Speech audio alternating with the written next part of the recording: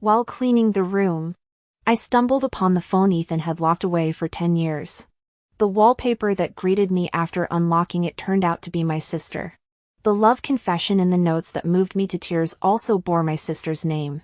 Suddenly I understood why the flowers that day had been wilted. They were secondhand.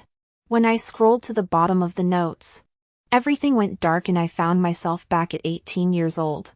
Ethan in his blue and white school uniform was planning a confession with his buddies. He drawled carelessly, "If I fail, there's always Luna as backup." Later, he came to me with those drooping flowers. After his rehearsed speech, I stepped back and publicly humiliated him. "You? Not even a dog would date you." In the storage room, I rediscovered Ethan's decade-old phone. Back then he'd forgotten the password, and after multiple failed attempts, it got locked for 80,000 hours. It used to hold countless memories from our relationship. I specially bought a wide charger for it. By the time I finished cleaning, the phone had charged enough to show 4 remaining hours until password reset. Lying down to scroll through my own phone, I waited. 4 hours later, I instinctively entered my birthday into Ethan's old device after the original lock. He'd standardized all his passwords. My birthday coincided with the date he'd confessed to me at 18. The screen lit up. Password accepted. My sister's face filled the display. The wallpaper was my sister. I bolted upright, reality warping around me. The password worked. He hadn't forgotten it. He'd intentionally locked the phone. Where were our intimate photos? Our sweet chat history? Gone. The gallery overflowed with my sister, her back view, profile, dancing, cafeteria moments. Hundreds of them.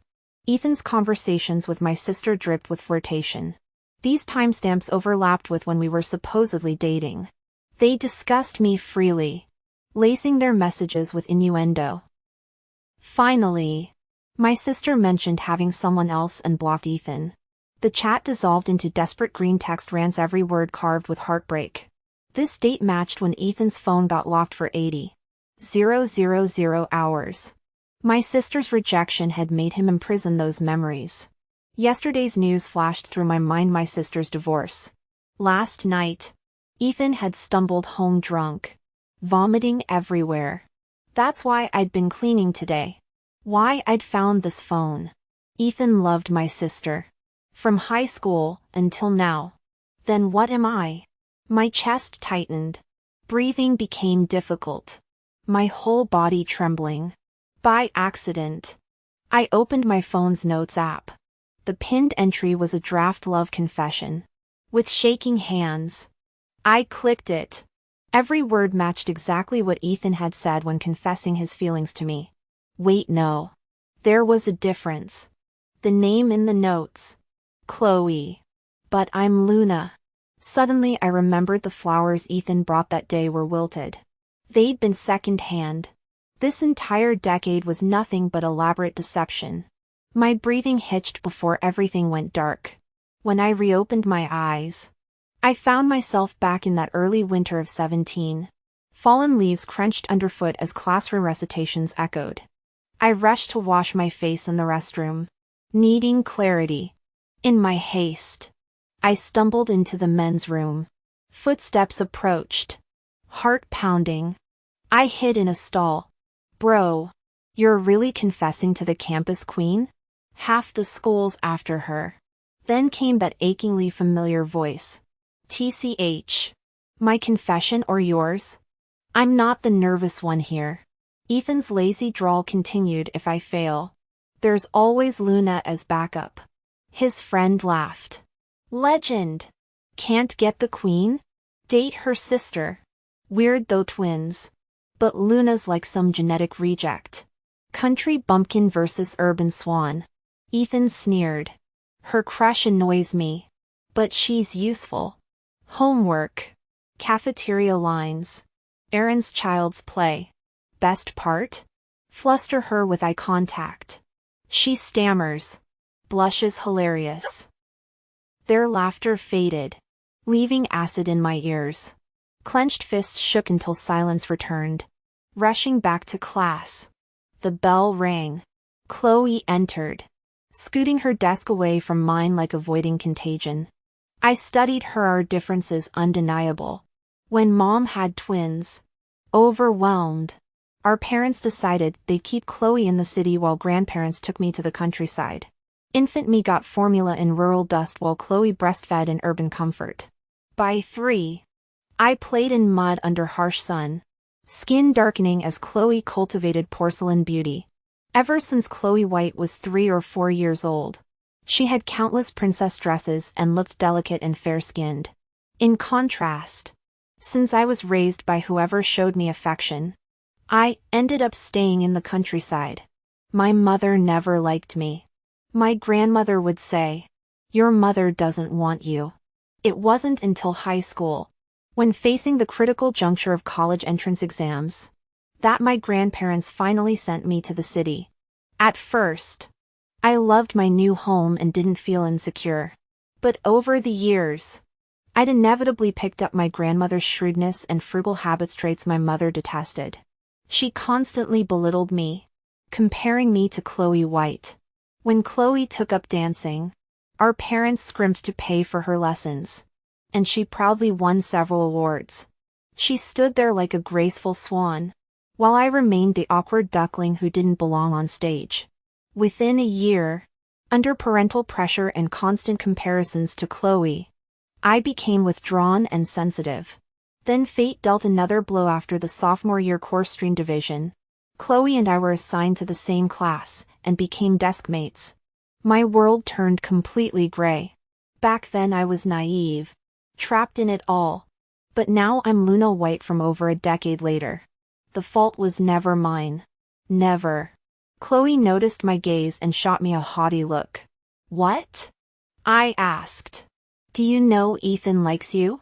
She tilted her chin. "Lots of people like me." Why's that surprising? So she knew. Ethan was somewhat notorious at school. There are two kinds of famous students: academic stars and troublemakers. He was the latter. When I had my secret crush, I'd scribble his name in notebooks. Chloe saw it once and asked why I'd like a delinquent like Ethan. I never explained. Yet, she knew I liked him. When Ethan confessed to her and got rejected, then started dating me, she never said a word. No warning. Even flirted with him after we got together. What was she thinking? Enjoying the drama? Secretly gloating? I took a deep breath, swallowing my accusations. Chloe suddenly said in that superior tone, "Oh right. You used to like him." Her loud remark drew classmates' stares. Calmly I replied, "You're mistaken. I don't like anyone. Senior year's too busy for dating. Unlike you arts track students, I'd rather solve math problems." Chloe flushed angrily. "What's that supposed to mean, Luna?" I glanced outside. "Teacher's coming."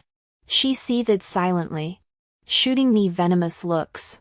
After this class ended, it was noon. As usual, Ethan would come to our classroom, expecting me to wait in line to get his food from the cafeteria while he chatted with Chloe to get closer to her, occasionally giving her small gifts. Right on cue. The moment the bell rang, Ethan was already leaning against our classroom doorframe. After the teacher left, he sauntered in with one hand in his pocket, lazily rapping his knuckles twice on my desk with a mocking half-smile. "Luna." The cafeteria added a new dish. "Heard it's amazing." Translation, fetch his lunch. Cafeteria food was notoriously hard to get, with meat dishes disappearing first and only bland soups remaining later. Worse, Ethan's taste buds apparently existed to sabotage mine every time I finished getting his food. My favorite dishes would be gone. Then I'd have to deliver his meal, rush back to scavenge whatever scraps remained for myself, and even wash his dishes afterward. Looking back, I must have been clinically insane to crush on him over some trivial childhood memory. The more I thought about it, the angrier I got. I didn't even glance at Ethan. His smile stiffened, but he held back because Chloe was present. Surprisingly, Chloe spoke up first. Luna, bring my lunch to the dorm. I need to talk to Ethan privately.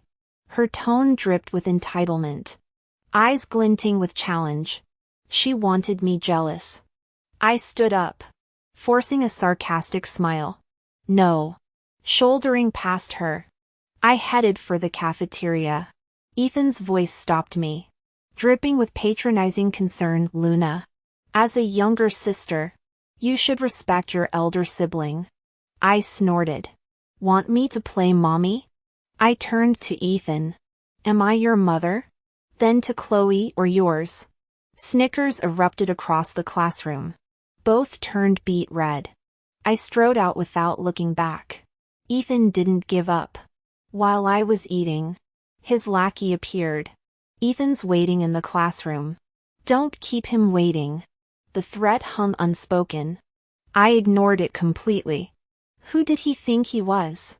After enjoying steaming braised pork and spare ribs, I grabbed an iced drink and headed to the dorm for a nap.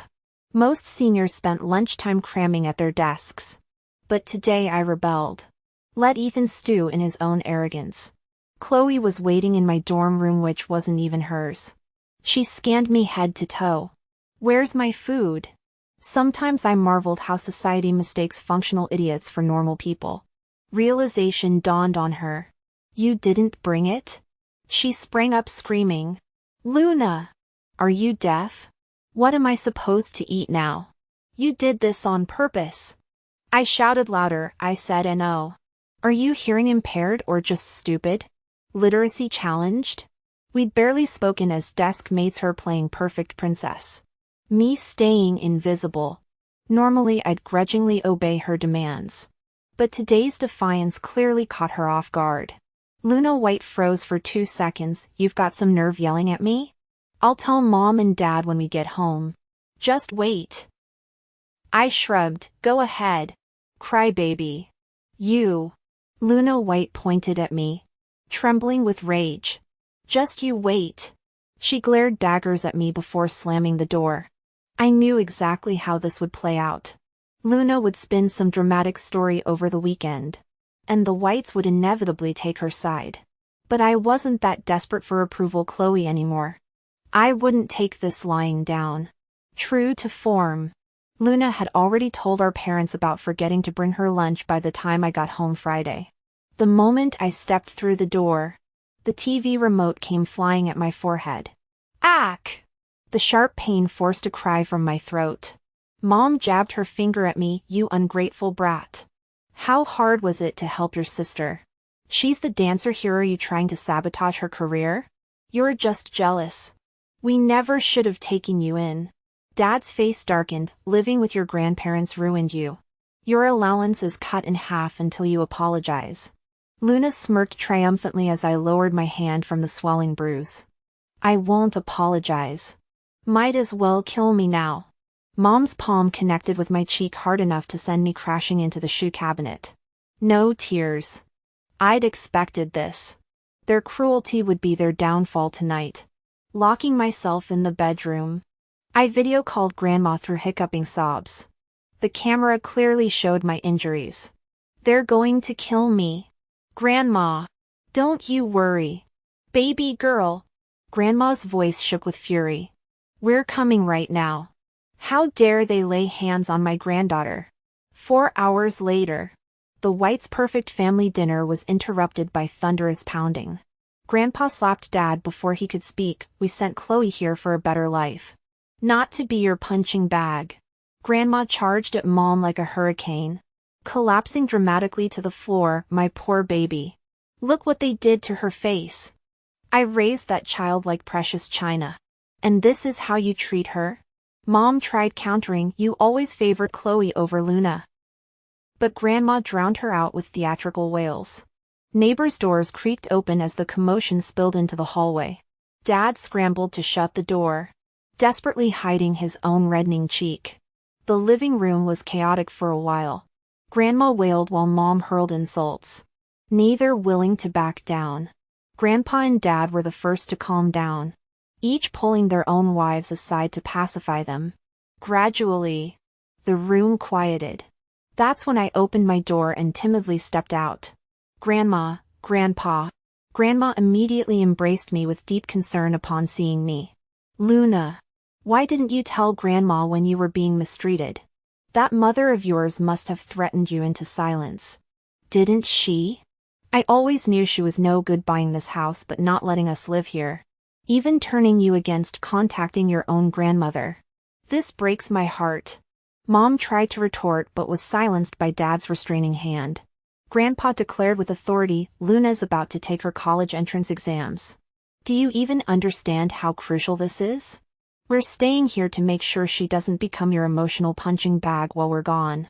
If you can't stand her, we'll take her home after exams. Mom's shrill voice cut through, you're staying here? Last I checked. This is my son's house. Grandma shot back louder. Grandpa gave Dad a meaningful look, forcing a reluctant nod. That night, Grandma shared my bed, gently stroking my face. My Luna, I know you want your mother's approval more than Grandma's love. But I raised you, how could I bear seeing you suffer? My nose stung as I hugged her. I do love you, Grandma. In my previous life, Mom had always favored Chloe, catering to her every whim while belittling me. For years I battled sensitivity, anxiety, and insomnia before finally accepting Mom's true feelings. By the time I tried returning to Grandma, it was too late. I'm sorry, Grandma. I should never have stopped contacting you. So what if she's flawed?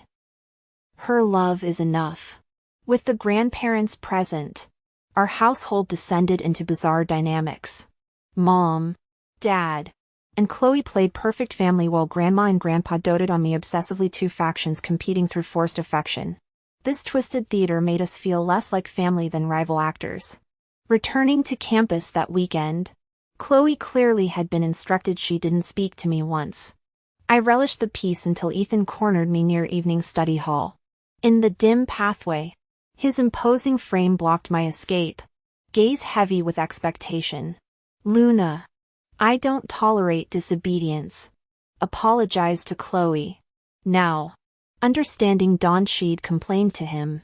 I feigned innocence, you like my sister, right? Let me help you win her over. See how she talked to you today after our fight? His eyes narrowed. Explain. Chloe hates me. The more I provoke her, the more she'll want revenge. Since she knows I like you, I paused dramatically. Then, Ethan leaned in. You pretend to like me. Her competitive streak will make her pursue you relentlessly. I saw his interest flicker, then dim when looking at me. Of course, compared to the campus beauty Chloe, who'd want plain Luna? The unspoken truth hung between us. Countless guys chased Chloe. But being chased by her? That was the ultimate prize. All right. Ethan agreed readily. I smirked. The fun game begins. During the weekend evening self-study session when teacher supervision was lax, Ethan openly came to our classroom. Since day students weren't required to attend evening sessions, some seats remained empty. Chloe sat far away from me, but Ethan took the vacant spot right behind me. From my peripheral vision, I noticed Chloe's shocked expression. Suddenly, Ethan poked my back with his pen. Turning around, I saw him grinning as he handed me a blank note, merely trying to get Chloe's attention. Playing along, I pretended to write a reply and passed it back. Chloe visibly fumed, storming over to snatch the note. I swiftly pocketed the paper and lowered my head to solve problems. Ignoring her. Behind me, Ethan whistled teasingly at Chloe, making her flush with anger and embarrassment.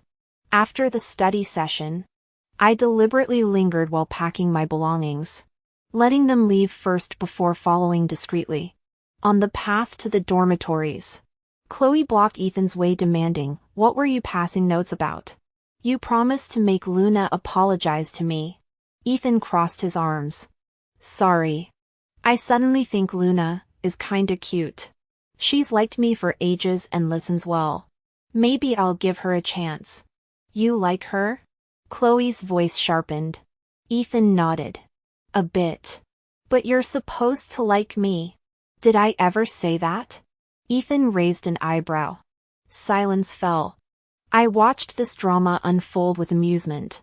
Finally Chloe gritted out, "You can't like Luna." "Why not?" "Because I like you. Dump Luna and be with me." Without looking, I knew Ethan was reveling in this. He feigned hesitation.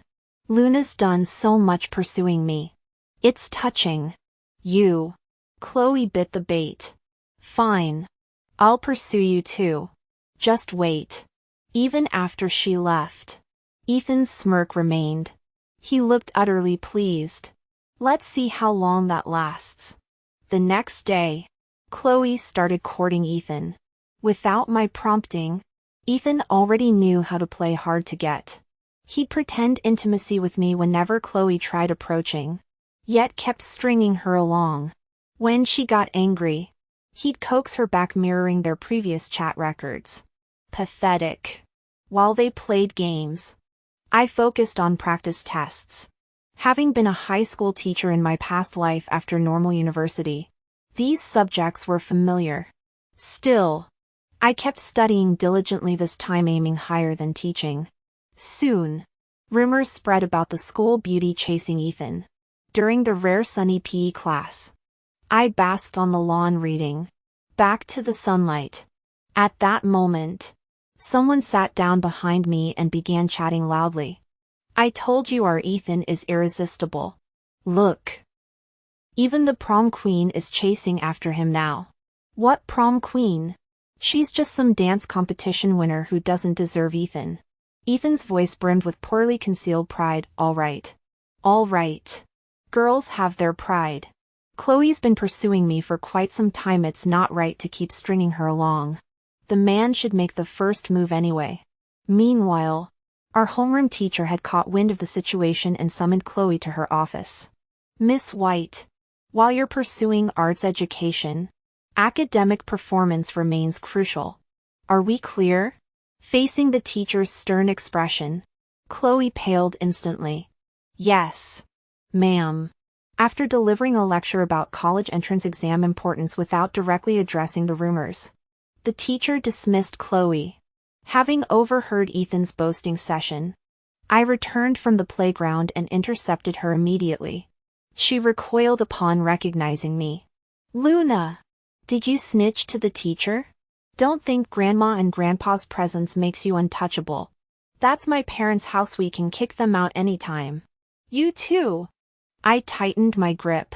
When buying that house, our parents borrowed heavily from Grandma and Grandpa. They wanted me to have extracurricular activities too, just like your dance classes. But the mortgage ate up those funds. The deed may bear our parents' names, but half that house belongs to our grandparents. They can't evict us without becoming neighborhood pariahs. Pulling her aside, I warned, "We're both being played. Ethan told me he likes you but is giving me a chance. Then told you he likes me while encouraging your pursuit. He's two-timing us." Seeing her freeze, I continued, "He plans to confess to you in 2 days." I walked away without looking back. No advice needed. Chloe specialized in hitting where it hurt. When I first came to the city, her contempt crushed me. I never understood her hostility until realizing she mirrored our parents' rejection. But now, it didn't matter. My affection had died too. The fateful day arrived, our shared birthday. Winds howled through the teachers' meeting empty campus. Ethan prepared roses, balloons, and gifts under the girls' dormitory, sending someone to fetch Chloe. She watched from her balcony but remained motionless. Her messenger returned. "Chloe's furious about you leaving her alone during the office incident. She says you lack accountability." Ethan called out desperately, "Please tell her I didn't know about." The messenger walked away mid-sentence. Like some romance novel protagonist, Ethan stood there for an hour, shouting Chloe's name and reciting prepared vows before the growing crowd. His dramatic performance echoed across the courtyard, petals scattering in the gusty wind. Classmate Chloe White. From the moment I first laid eyes on you, I was completely smitten. But deep affection breeds timidity. I hid among the crowd, listening to Ethan Smith finish his heartfelt confession. The surrounding students spontaneously applauded and urged Chloe to come down from the stage. Finally, Chloe descended with deliberate slowness, her expression haughty. Ethan Smith, you really overestimate yourself. I was just pretending to play along with you. How could you take it seriously? Someone like you isn't even worth keeping around for free. Poor grades. Worse character. No wonder your divorced parents abandoned you. If I had a son like you, I'd rather die than claim you. Her final words stabbed Ethan's deepest wound. The crowd fell deathly silent. Ethan's face froze into a terrifying mask. Chloe White. Say that again. Chloe sneered. I said your parents divorced because you're motherless. Fatherless trash. Before she could finish, Ethan hurled the bouquet at her face. Chloe! He lunged forward in rage, restrained by others. Calm down. You know how he is about his parents. Ethan looked ready to tear Chloe limb from limb. Watching this, I realized his affection might simply be obsession with the unattainable. Eventually, security dragged Ethan away while a shaken Chloe fled to her dorm, leaving the wilted roses on the ground identical to the bouquet he'd given me in my past life. In the original timeline, Ethan had come to confess to me that afternoon. But today, he never showed, instead getting disciplined for public disturbance. It seemed our destined encounter wouldn't happen. Pity ID hoped to twist the knife. That evening, Chloe and I celebrated our shared birthday with family. For the first time, the table held both her strawberry cake and my mango dessert. Though Chloe's mango allergy had banned my favorite fruit for 18 years. Tonight Grandma White had secretly arranged this. Luna, make your wish, Grandma urged as candlelight flickered. I hesitated, watching from our divided table where biological parents cooed over Chloe while grandparents flanked me. Across 2 cakes and 6 relatives, the White family fracture yawned wider than ever. I looked at Mom, Dad, and Chloe across from me. For the last time, I voiced the question in my heart. Dad, Mom, Chloe, why do you all hate me so much? Since it's my birthday today, could you tell me honestly? These were words I never asked in my previous life. Words I already knew the answer to but wanted to hear from their own lips. Mom snorted first, but Dad coughed to interrupt her before she could spew venom. Luna, Dad said awkwardly, we don't dislike you. It's just, you weren't with us when you were little. We'll try to make it up to you. Mom pursed her lips. You were always the easy child. Never fussy like Chloe, who kept crying and needing attention. Now that you're grown up, just get along with your sister. Whatever she has, you'll have too. Chloe spoke with startling honesty. I always thought I was their only daughter. How was I supposed to know we're twins? Suddenly having a sister stealing parental love, who could accept that? I gave them a bitter smile. They were evading the real issue. Evading responsibility for their past mistakes. Closing my eyes, I stated my birthday wish. I wish to never see Dad, Mom, or Chloe ever again. I blew out the candles. Their faces twisted with rage instantly. Luna, what's your problem? Mom shrieked. We've been tolerating you. If not for your grandmother's interference, do you think we'd have left you behind? Blame her, not us. Dad roared. I've been lenient because you're young. How dare you make such a cruel wish? I regret not disciplining you properly as a child. Chloe pressed her lips together, silent. When Grandma tried to defend me, I gently stopped her. May your perfect family of 3 stay happy forever, I said. Since that wrong decision was made, let's keep it that way. Prejudice rooted in human nature can't be changed. Since classes resumed tomorrow, Chloe and I had to return to campus after the disastrous celebration. During the drive back, Grandma kept glancing at me anxiously. At the school gates, she finally called out. Her aged eyes clouded. Luna, taking you away from them, I was wrong. A child needs parents. I hugged her tightly, voice trembling. Having grandparents was enough. I used to think parents were essential too. But life taught me the more you crave something, the more it eludes you. Better let go than cling to what isn't yours. Grandma might have made countless mistakes, but in my eyes, her love was sufficient. That's all that ever mattered. Back at school, Chloe and I became complete strangers. With her college entrance exams approaching, she buried herself in practice sessions, ignoring me completely. I focused on test prep, never expecting Ethan to reappear holding a fresh bouquet. Only a week had passed since his failed confession to Chloe. Though initially gossip material, our overworked classmates soon forgot amidst endless studying. The old Ethan would have exploded, punishing anyone who mocked him. Yet this time, he endured the humiliation silently for 7 days.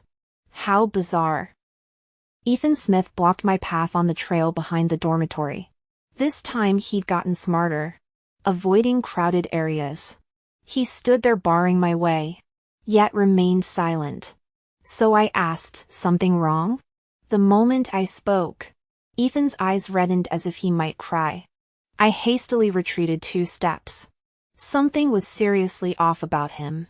Ethan slowly began, Luna White. After all these years together, I've completely fallen, but the deeper my feelings, the harder it is to. Different confession script this time. Not that it mattered. My chance to crush him had finally arrived. I waited patiently for him to finish. When he gazed at me expectantly, I coldly stated, you? Not even a dog would date you. Ethan's eyes widened, clearly unprepared for this reaction. Excellent. I felt glorious satisfaction. As I turned to leave, he suddenly called out, Shoo Shoo. That achingly familiar nickname rolled off his tongue with unbearable tenderness. In that instant, I knew Ethan had reborn just like me. He'd only started calling me Shoo Shoo after our marriage. Once I'd overheard Chloe's husband using that pet name for her. I hadn't thought much of it then, we both had Shoo in our names. Now I realized Ethan had been using me as Chloe's substitute. How revolting. My expression turned glacial. Ethan grabbed my arm, Shoo Shoo. Let me explain. Chloe and I never had anything, we cut contact after she blocked me. And before the blocking? We'd gotten together senior year of high school. He'd locked his phone sophomore year of college. What about those 2 years in between? Ethan paled, nothing happened between us. You have to believe I only loved you, why else would I marry you? I sneered, then why did you get drunk when she divorced? Stop lying to yourself, Ethan. And stop disgusting me. He persisted, Shoo Shoo. I know you're just angry. You loved me so much, how could you abandon me? Look. I had bad grades and came from an average family. Yet you secretly liked me for years. His arrogance made me laugh bitterly. Know why I had that crush? He stared. Because I mistook you for someone else. Freshman year when I first moved to the city. I took the wrong bus and got lost. No phone. Couldn't remember my parents' number. No change left. I waited at the terminal, hoping some kind driver might take me back. But the route was too remote, buses came hourly. As darkness fell, I grew terrified and started crying. That's when a masked boy in a hat approached, coughing as he asked, Need help, miss? He was wearing the same school uniform as me. I felt like I'd found a lifesaver. Sobbing uncontrollably, I poured out the whole story. Though he had a cold and his voice was hoarse, he still comforted me. Then he called me a taxi home and paid the fare. With his hat and mask on, I couldn't see his face, but I remembered his Stitch-themed wallet. Later, when I saw Ethan using the same wallet while paying, and noticing his similar build and height. I assumed it was him. I started paying attention to him. Gradually, I fell in love. After getting together with Ethan, a casual conversation revealed he wasn't that person. But by then, I already loved him. So I let the mistake continue. Ethan listened in disbelief. A wallet? They sell hundreds of those daily. You're saying, I interrupted, not the wallet, but the person. Unfortunately, I never knew his name or face. Ethan, if I hadn't mistaken you for him, I'd never have noticed you, let alone loved you. Ethan stared at me before finally asking, are you saying your love was stolen by me? After thinking, I shook my head, no. Because you didn't know about the mistake. But I won't love you anymore. You're not worth it. Not at all. My love was timid yet passionate. His was false and shameful. After I left, Ethan stood frozen for ages. Eventually he laughed bitterly until tears came. College entrance exams arrived quickly. I did well enough for a good university. Chloe's art school application failed when another candidate destroyed her USB drive. Forced to take regular exams, she struggled with missed coursework. On exam day's end, she locked herself in her room. I prepared to leave with grandparents. My mother tried stopping me, Luna. I was wrong. Family should stay together. Father added, we bought this 3-bedroom home for you and Chloe. I found it ironic they offer what I no longer need. Repeating my farewell, I left with grandparents. At first they urged my return, but eventually stopped trying. Near semester start, I heard our parents wanted Chloe to retake exams. But she chose community college. They threatened disownment. Chloe retorted, like you did with Luna? They fell silent. When moving to college, I shipped my luggage ahead, traveling light. I hadn't expected everyone to have the same idea. In the end, the entire path from the station to the dorm was piled high with luggage. Just as I was racking my brain trying to figure out how to locate mine, a warm voice sounded behind me. Hey there. Need some help?